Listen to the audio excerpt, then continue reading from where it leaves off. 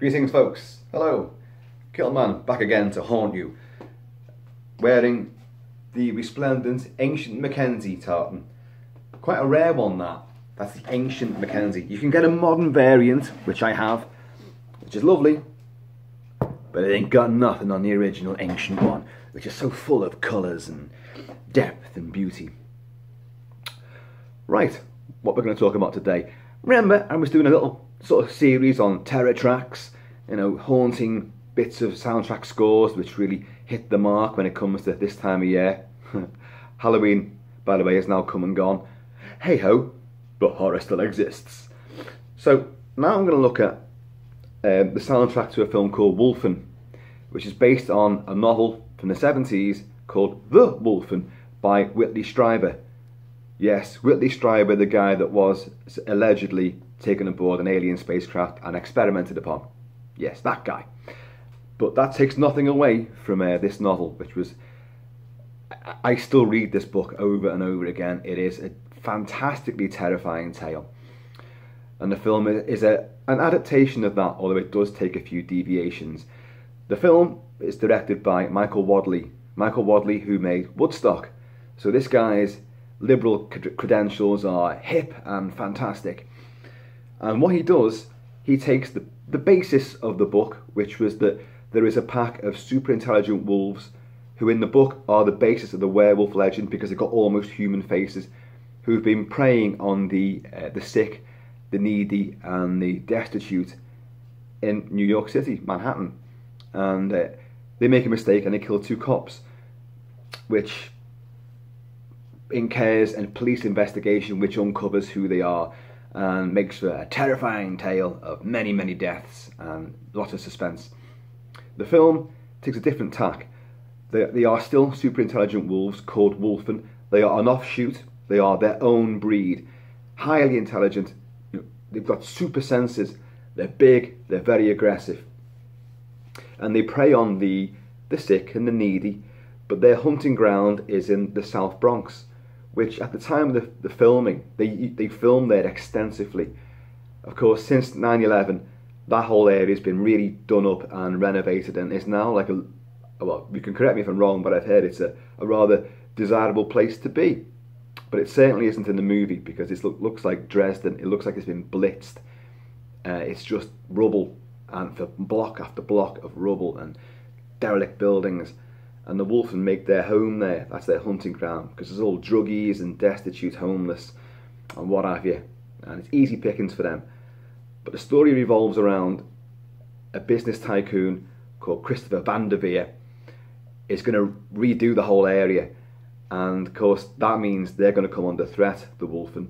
So in the opening sequence, you haven't got a clue who's doing the killings or what's happening, but the Wolfen pursue Christopher Veer and his wife Pauline and their big black tough chauffeur come bodyguard across one of the Brooklyn bridges, and they're going to the Battery on Staten Island. I'm not from that neck of the woods. I don't really know New York, but you know, but a guy wearing this shirt, a good friend of mine, did escape from New York one time. Big shout out to Snake there. And so they pursue him because they know that this guy is the one who's in charge. So they take him out, and the sequence I'm going to play is where they take him out and his bodyguard. It's an epic sequence and it's fantastic, full of mystery, menace and grisly deaths. But of course, in so doing, killing them will incur, like in the book, incur the wrath of the NYPD in the form of Albert Finney. Playing ex-alcoholic, well, no, I think he's still alcoholic, Detective Dewey Wilson, and he will uncover what's behind these killings. The film is a masterpiece in my opinion. It's sadly hugely underrated. It tells the tale of not just the Wolfen themselves, but it makes the parallel to the Native Americans as well. We're told by a character that the Genocide Express comes in, and wolves and Native Americans were wiped out systematically by the whites who took over America and driven underground. So there's a spiritual relationship between the Wolfen and the Indians. They know The Indians feature a lot in the movie, and in the original cut of the film, which ran for almost 4 hours, there was a hell of a lot more to do with the Indians and a lot more mystery. The film as it stands now, they booted out Michael Wadleigh and they brought in another guy to edit the film down to a month. And they did a 2 hour cut, sorry, 2.5 hour cut, then a 2 hour cut, and the film now stands at 104 minutes. So a lot has been taken out, but it's testament to how good that this story is, that what remains is still nail-bitingly good and genuinely got multiple levels to it and layers. There's a whole thing about urban terrorism because the police don't know who's doing the killings and they're blaming urban terrorists. So parallels are drawn between the technology that the coroner uses to find out how a victim died. Oh, this organ was diseased. It takes him ages to work out that an organ was diseased, but the Wolfen didn't eat it because they knew it was diseased right away. You have a high-tech surveillance company who use all sorts of lie detectors and emotion sensors to know when someone's telling porcupines. The Wolfen spot this straight away. They can read through people. They can read their emotions, their fears, like animals can, with their extra senses and all this. And lots of parallels are drawn between this. You can tell I love this movie, and I really will go in depth on a big film review of it one day. But in the meantime, James Horner supplies the soundtrack. James Horner, Academy lavished lots of awards on him. Titanic, you know, Avatar, and loads and loads of movies. Apollo 13. He's sadly now died. He crashed his own plane, you know, and the world is worse off without his fabulous musical talents embracing movies. He's a master of menace, fear, atmosphere. He can deliver pulverizing action sequences, but his main gift is to really wring the emotions out of you. And I have wept to some of his scores. I've wept to parts of this score as well, to Wolfen. Now, I love his earlier phase, James Horner, which would be the early 80s, which would have Wolfen, The Hand, Humanoids from the Deep, Star Trek II, The Wrath of Khan, Aliens, Commando, you know, Uncommon Valor. This guy could cover every genre, you know. Cocoon. This guy was just so incredible, and so, you know, his range was so rich, full-bodied and varied and dynamic. So, he wasn't the original composer, by the way. Originally, it was a guy called Craig Safan, who took a very icy, prickly, brittle, very cold approach to the score. I have the score as well, because they've released both scores, the unused one and the full finished score. And I love what Craig Safan did with it. And it's funny how James Horner would also take similar roads as Craig, because Craig also embraced the Native American tribalism. So that also creeps into a lot of James Horner's score. Anyway, I've waffled on too much. This is the opening sequence of the death of Christopher and Pauline van der Veer and their ex-Papa Doc, Tonton Macout's bodyguard, who built like a brick shithouse.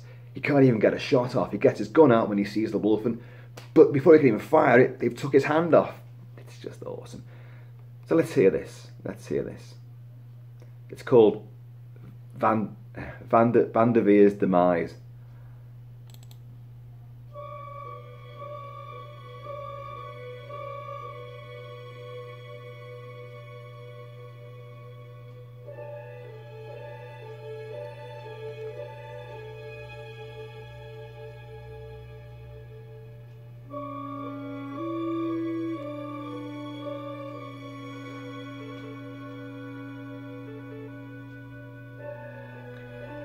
They're in their limo after the groundbreaking ceremony to start the big build-up on this South Bronx area.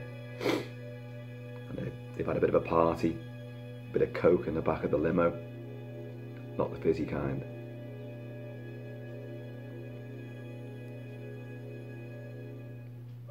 Going across the bridge. They're being watched.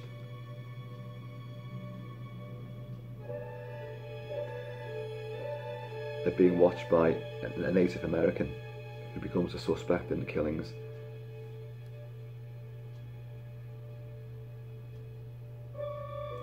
He's played by Edward James Olmos. And these guys work on the high rises, do the buildings and the bridges.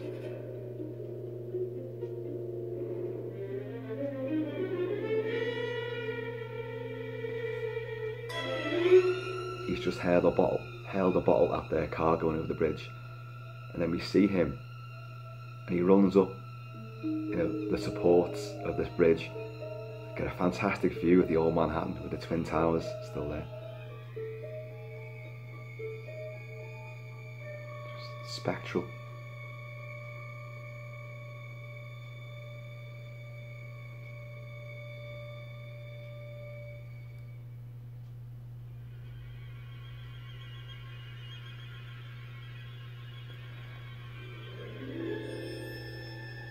They've driven out to the Battery, which is where the Pilgrim Fathers landed.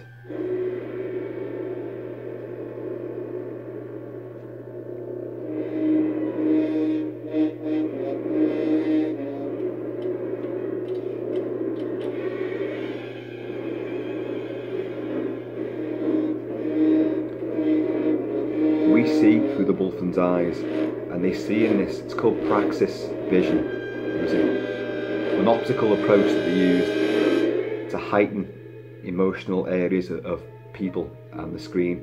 It looks a bit like how the Predator sees, which made much later. So the Wolfen are surrounded, and they've got out. It's got a big structure of windmills going around, because the Pilgrim Fathers came from, they were Dutch, weren't they?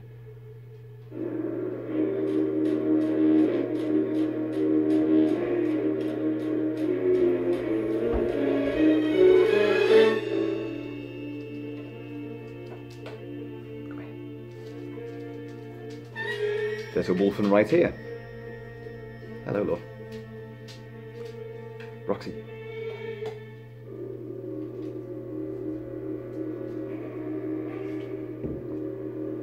So they've all got out. They've got a dog with them as well. A strange kind of greyhound, Afghan greyhound crossbreed thing. It sees them and it just goes, bolts. Does a Usain Bolt.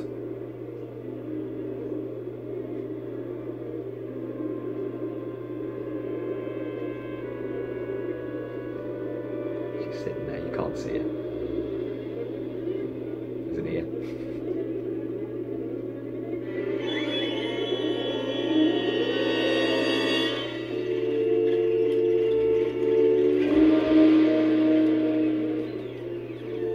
So the Wolfen are taking out the bodyguard. Now converging on the Van der Veers, who are inside this wailing windmill contraption.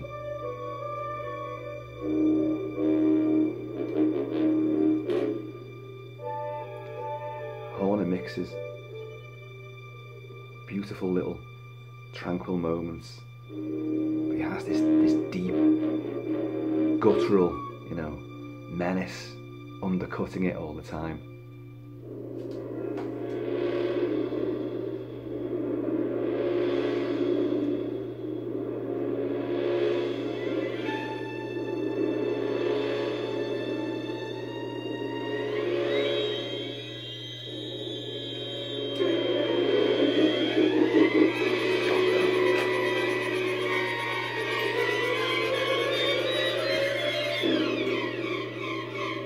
That is the bodyguard's severed hand on the grass with the gun still in it, and it clicks the hammer back.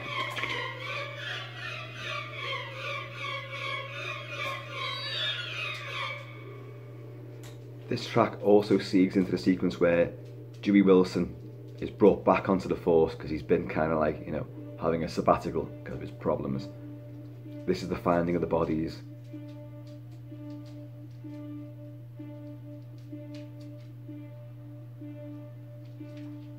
Melancholy and eerie.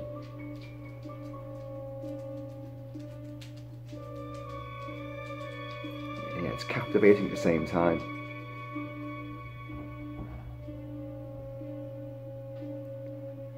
the wife, they've ripped her jugular out, and she's slumped against one of these windmills, and it's almost severed her head. You don't see that, you know, you see it from a different angle. And they say, you know, be careful with that, boom, head. Because the head's come off, like, and you hear off screen, you hear these two ambulance guys going, oh Jesus Christ.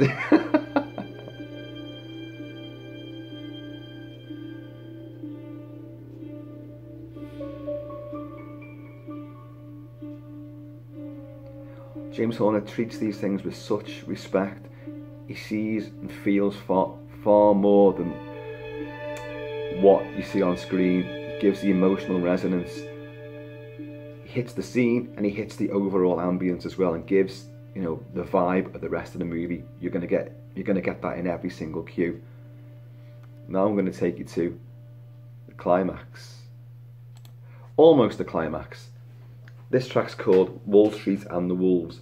Not the Wolf of Wall Street, but Wall Street and the Wolves. Because towards the end of the movie, as you're approaching the last act, Dewey now knows, he's seen the Wolfen, he's survived them. He knows why they're doing what they're doing. He knows what's been causing it all. He's spoken to the Indians. He's had to reevaluate his outlook on everything, as a true character should journey through its story. And he understands why they're doing what they're doing. One of his close friends has been killed as well, in an absolutely nightmarishly frightening sequence, which, oh God, I can't wait to cover that at some point, but I'll leave that for another time. So basically, he's gone back to the penthouse owned by the Van der Veers, which started the whole ball rolling, and he sussed it all on that they were going to renovate this area, so they're killing to protect their hunting ground. And when they walk out with his captain and his partner, Becky, played by Diane Venora, who's a terrorism specialist, and of course it's not terrorist at all, you know, it's wolves. And when they walk out onto this deserted Wall Street, suddenly they get surrounded by the wolves. Now if you listen to this, because the captain gets killed in this sequence, and they shoot his car and blow the car up, and they escape back to the building because in the ensuing explosion. More happens afterwards. But if you listen to the way Horner, these people are surrounded by these wolves, and you see this tremendous white wolf as well, which is clearly the leader of the pack sort of thing. And it's just gorgeous to look at, but terrifying at the same time. And you hear like a magical glissando approach when you hear almost at this, you know, sort of spellbinding effect when this wolf comes on screen in sort of slow motion as well. And you hear this glassy glissando of tinkling when it arrives on screen. Also, you hear he evokes the guttural growling of these wolves as they surround, and they're getting the taste of fear, and they're snarling, and they're clearly enjoying putting the fear of God into these potential victims. Anyway, let's listen to this. This is Wall Street and the Wolves.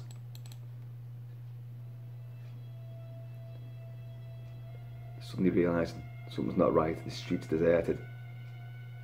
Hang on, they're all looking round. It's beautifully filmed as well.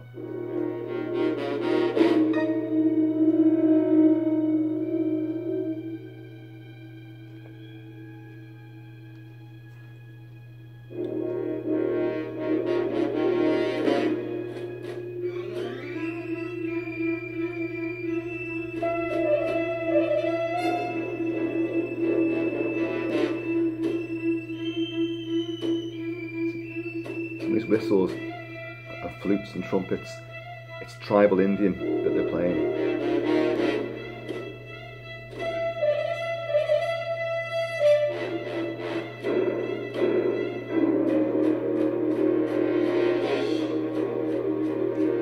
This is James Horner's famous danger motif in a lot of his scores. It started here.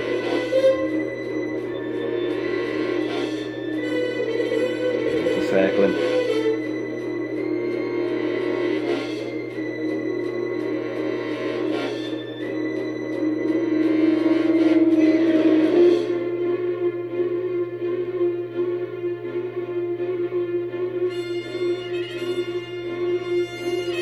Hair to the neck have risen.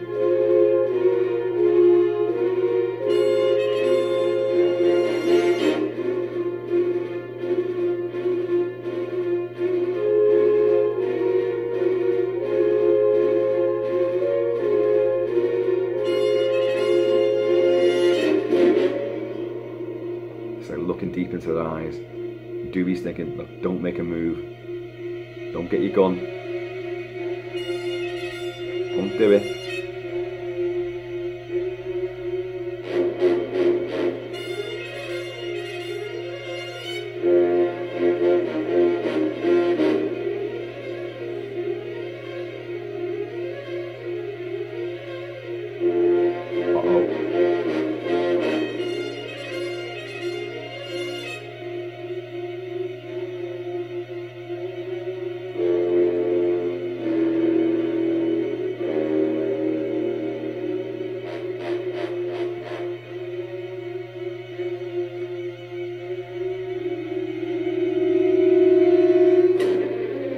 Captain makes a break for his car. Gun comes out. Takes his hand off again. They're good at that, aren't they?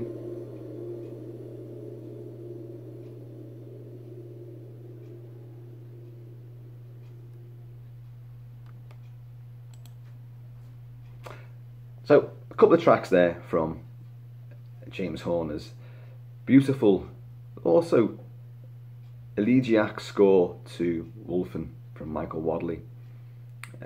Again, you know, I'm not picking stuff that's obvious for these terror tracks. I'm not picking, you know, Jaws, you know, or Psycho. I'm not going to do that. I'm going to try to bring you some stuff which you may not have heard, you may not have ever have knew existed. And I know I'm talking over some of these things, but I'm setting the scene and giving you what's happening in the background, you know, why the score is taking these deviations, you know, what it's punctuating. So, hope you're enjoying this little series, all 5 of you that bother watching. But hey, you know, it is what it is.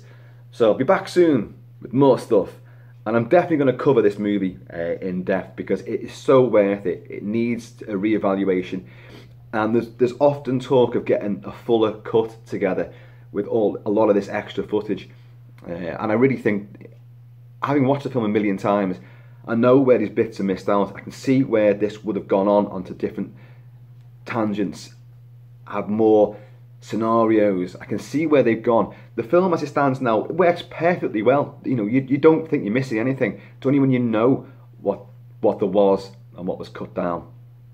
So, I'll be back later with another off-kilter and weird sort of terror track to keep you guys entertained. So in the meantime, keep it Celtic, stay happy, stay safe. So, later!